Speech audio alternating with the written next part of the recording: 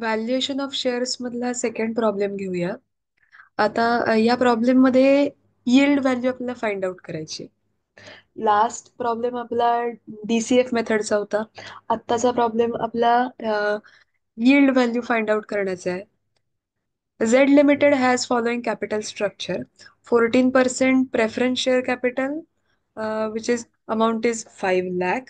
Then 10,000 equity share capital, rupees 100 each, 10 lakh. Reserves are given 5 lakh. Then debentures are given 5 lakh.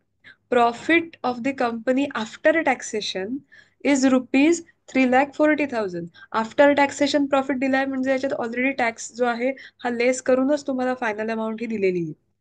Equity shares of similar companies yield is 20%. आता बऱ्याचशा values जे आपल्याला दिलेल्या आहेत. Now you have to ascertain the yield value per share.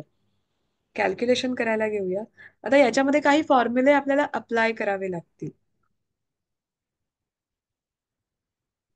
आता यामध्ये first formula आपण first calculation आपण करणार आहोत. That is net profit after taxation. आता net profit after taxation already दिलेलं आहे प्रॉब्लेम मध्ये, which is 3,40,000.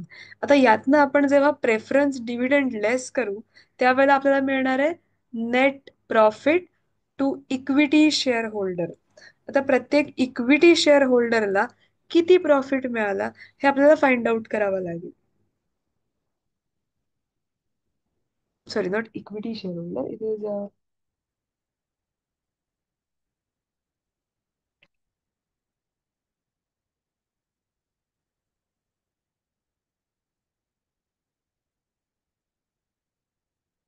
Yes. So equity share होल्डरला मिळणारा प्रॉफिट आपण कसा फाइंड आउट करणार? Net profit after taxation minus preference dividend. Preference dividend, आता प्रेफरन्स डिव्हिडंड हा प्रेफरन्स शेअर्स वरती मिळतो. प्रेफरन्स शेअर कॅपिटल तर आपल्याला माहिती आहे 5 लाख. आता त्या 5 लाखावरती आपल्याला प्रेफरन्स डिव्हिडंड जो आहे हा फाइंड आउट करून घ्यायचा आहे.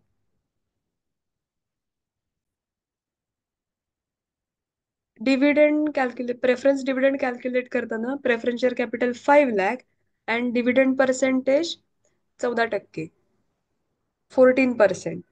सो आपल्याला 5 लाखावरती 14% कॅल्क्युलेट करायचे. So 14% on 5 lakh.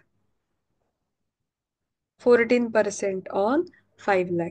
मग 5 लाखावरती 14% येतात 70,000. इथे मी कॅल्क्युलेशन दाखवते. मल्टिप्लिकेशन करायचंय यांचं. Multiplied by 14%.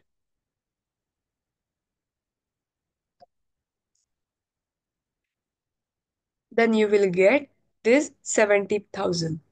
5 लाखावरती 14% प्रेफरन्स डिव्हिडंड आपल्याला मिळालं. So 3,40,000 minus 70,000 and the answer is 2,70,000.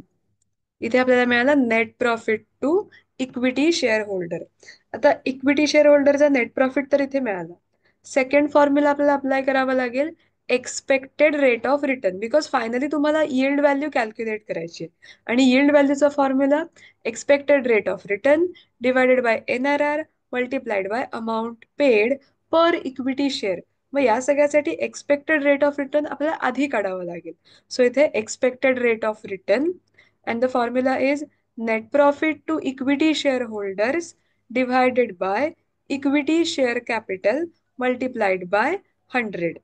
So the net profit to equity shareholder 2,70,000 divided by equity share capital. Equity share capital आपण बघूया. इक्विटी शेअर कॅपिटल मिळालंय 10 लाखाचं, 10 lakh. So here 10 lakh multiplied by 100. 100ने multiply करून घ्यायचंय. आणि finally expected rate of return इथे येत आहे 27%. 2,70,000 divided by 10 lakh multiplied by 100. इथे एक्सपेक्टेड रेट ऑफ रिटर्न आले 27%, 27%. नेक्स्ट फायनल आपल्याला कॅल्क्युलेशन करायचं yield value. Then how do we calculate yield value? Yield व्हॅल्यूचा formula expected rate of return divided by NRR multiplied by amount paid per equity share. Expected rate of return तर मिळालं 27%. So इथे आपण किती घेतोय 27 divided by NRR, normal rate of return. So here equity shares of similar companies yield is 20%. So our normal rate of return, that is NRR, is 20%. So here 20 and multiplied by 100 because amount paid per equity share. आता पर equity share बघूया. Equity शेअरची प्रत्येक शेअरची value आहे 100 रुपये. So multiplied by 100. 27/20 गुणिले 100, 27 divided bye 20 multiplied by 100 and the yield value is 135. इथे आपण फॉर्म्युला अप्लाय करून कॅल्क्युलेशन केलेलं आहे.